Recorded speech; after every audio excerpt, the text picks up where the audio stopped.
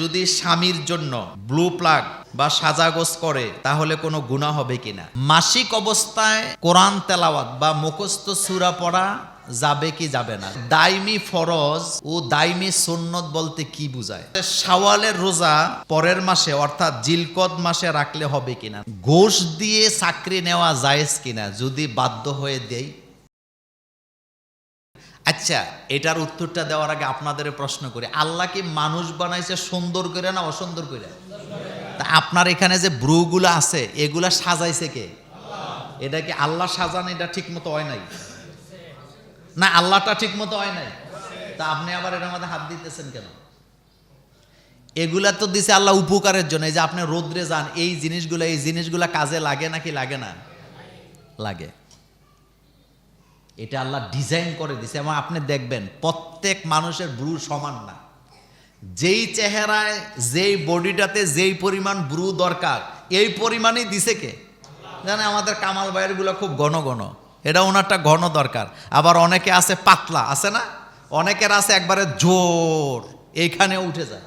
আবার অনেকের আছে দেখাই কি যায় না। তো আল্লাহর চাইতে কি আপনি বেশি সুন্দর বুঝেন নাকি? স্বামীর সামনে সাজবেন, তবে অবশ্যই আল্লাহর সৃষ্টিকে বিকৃত করা যাবে না। আপনি একটু সাজগোজ মানে এটা কি?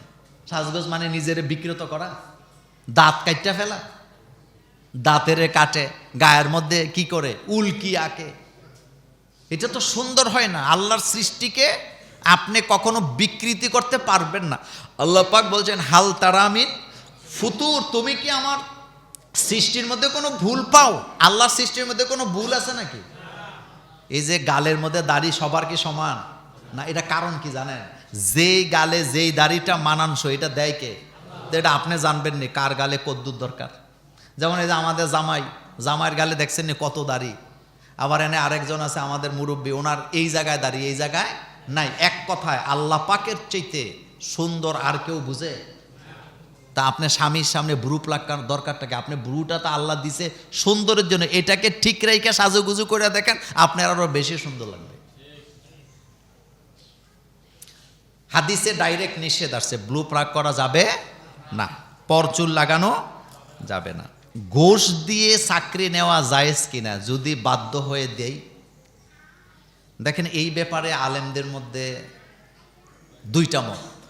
তার মধ্যে বেশিরভাগ আলেম ওলামার মত হলো, চাকরির জন্য কোনো লোক আবেদন করলেন কিন্তু তিনি যোগ্য, তিনি কি যোগ্য, কিন্তু ঘুষ না দিলে তার চাকরিটা হবে না। মনোযোগ আছে নি?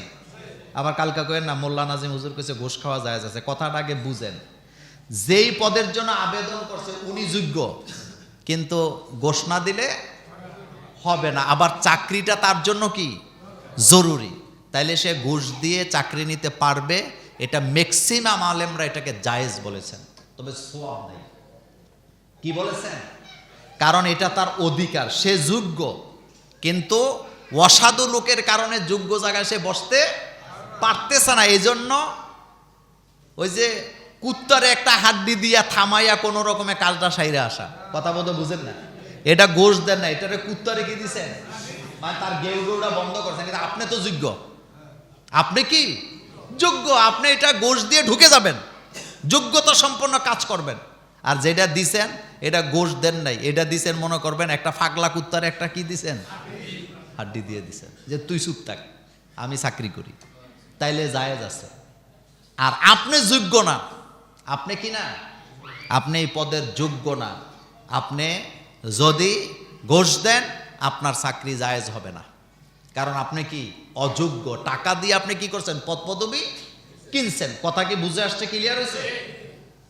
আর রাসূল বলছেন আর রশি ওয়াল মুরতাশি কিলাহুমা ফিন্নার। রাসূল বলছে যারা ঘুষ দেয় যারা নেয় দুই দল কোথায় যাবে? জাহান্নামে যাবে। কিন্তু বাধ্য হইয়া দিলে আলেমরা বলেছেন এটা জায়েজ হবে, কারণ তার কাছে আর কোনো রাস্তা নেই। শাওয়ালের রোজা পরের মাসে অর্থাৎ জিলকদ মাসে রাখলে হবে কিনা? না, হবে না।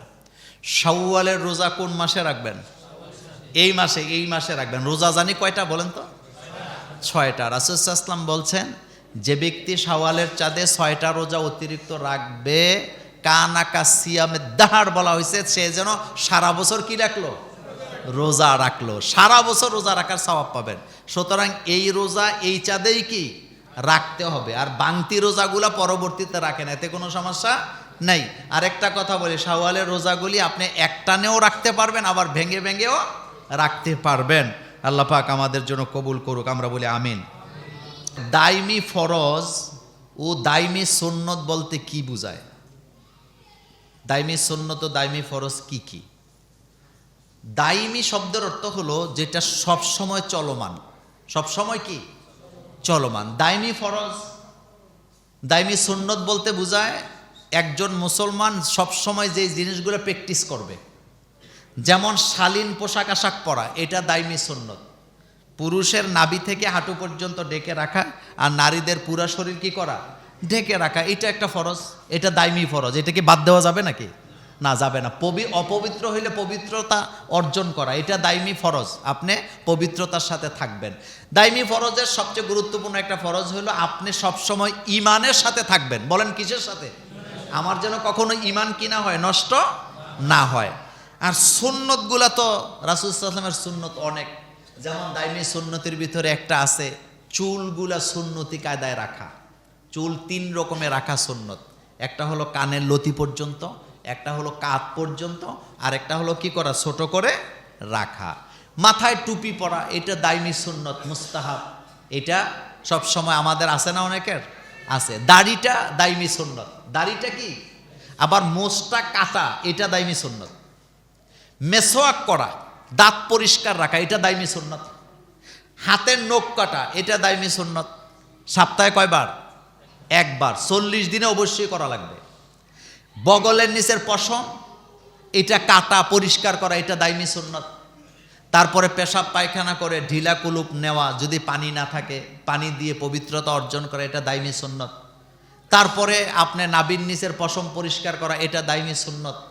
পায়ের নখ কাটা, এটা কি দাইমি সুন্নত। কথা কি বুঝে আসছে? এই জিনিসগুলো যদি থাকে তাইলে একজন মুসলমান দাইমি অবস্থায় আছে, কথা ঠিক কি না? তার মধ্যে দাইমি ফরজও আছে, দাইমি সুন্নতও আছে। এটা চমৎকার প্রশ্ন, যে প্রশ্ন করছে তাকে ধন্যবাদ। এই জিনিসগুলো আমাদের মধ্যে থাকা উচিত নাকি উচিত না?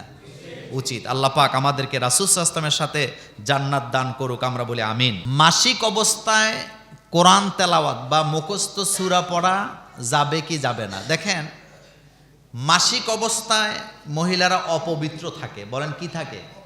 অপবিত্র থাকেন, তারা কোরআন তেলাওয়াত করবেন না। এটা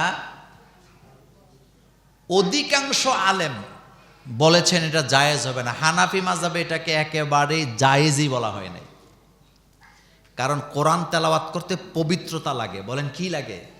পবিত্রতা। নরমালি তিনি দোয়া পড়া, যেমন ভাত খাওয়ার দোয়া, দোয়া করবেন, এরপরে ওয়াশরুমে যাওয়ার দোয়া করবে। কিন্তু মাসিকের ব্যাপারে, মাসিকটা হচ্ছে একটা অসুস্থতা। ওয়াস আলুনাকা আনিল মাহিদ, নবীজিকে তারা প্রশ্ন করছিল যে নারীদের যে পিরিয়ড হয় এটা জিনিসটা কি? রাসূল সাল্লাল্লাহু আলাইহি ওয়াসাল্লাম বললেন, আল্লাহ পাক বলেন আপনি বলে দিন এটা একটা অসুস্থতা। বলেন এটা কি? এটা একটা অসুস্থতা। এজন্যে মা বোনরা যখন মাসিক অবস্থায় থাকেন তারা নামাজ পড়বে না, রোজা রাখবে না, তাওয়াফ করতে পারবে না।